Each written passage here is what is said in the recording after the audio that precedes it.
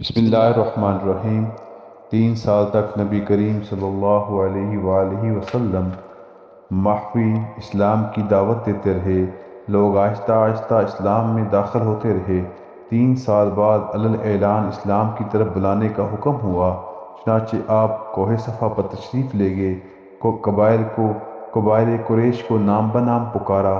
جب سب قبائل کے افراد جمع ہو گئے تو فرمایا، اگر میں تمہیں خبر دوں کہ پہاڑ کے پیچھے سے ایک لشکر تم پر حملہ کرنا چاہتا ہے تو کیا تم میری تصدیق کرو گے؟ سب نے یک زباں ہو کر کہا۔ آپ صلی اللہ علیہ وسلم نے سوائے صدق و سچائی کی کچھ نہیں دیکھا۔ اس پر آپ نے فرمایا، قولوا لا الہ الا اللہ تفلحون، کہہ دو اللہ ایک ہے، تم کامیاب ہو جاؤ گے۔ میں تمہیں سخت عذاب سے ڈراتا ہوں۔ اس پر لوگ غصہ میں آ گئے۔ ابو لہب جو وہاں موجود تھا، غصہ میں آ کے بولا، تباً لک لہذا جمعتنا، تمہارے ہاتھ ٹوٹ جائیں، تو نے ہمیں اس لیے بلایا تھا۔ اس گستاخی کی وجہ سے سورہ لہب جو ہے اس کا نزول ہوا۔ پھر اللہ کے نبی صلی اللہ علیہ وسلم نے اپنے رشتہ داروں کو اکٹھا کیا اور اللہ کا بھی حکم آیا، وَأَنذِرْ عَشِيرَتَكَ الْأَقْرَبِينَ، تو آپ سب سے پہلے اپنے قریبی رشتہ داروں کو کفر و شرک سے ڈرائیے۔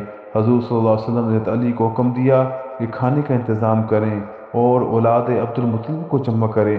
حضرت علی رضی اللہ تعالی عنہ نے حکم کی تعمیل کی اور ایک سا غلہ، دودھ کا ایک پیالہ، بکری کا ایک دست، کھانا اتنا ہی تیار ہوا کہ ایک شخص سیر ہو سکتا تھا، مگر اولاد عبد المطلب کے 40 افراد نے سیر ہو کر کھایا، اور بعد ازاں دودھ کے ایک ہی پیالہ سے سب نے سیر ہو کر دودھ پیا۔